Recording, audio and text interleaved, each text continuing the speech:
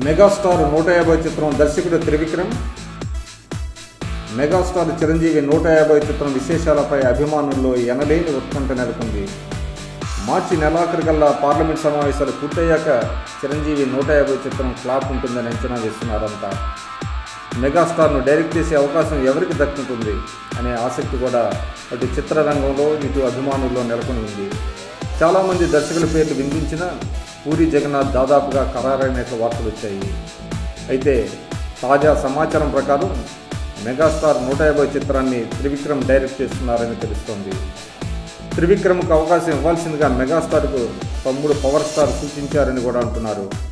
త్రివిక్రమ్ అయితే మెగాస్టార్తో సెంటిమెంట్ బాగా పండించగలరని, అంచేత వారిద్దరి కాంబినేషన్ డెడ్డీగా ఉంటుందని చెప్పుకొస్తున్నారు.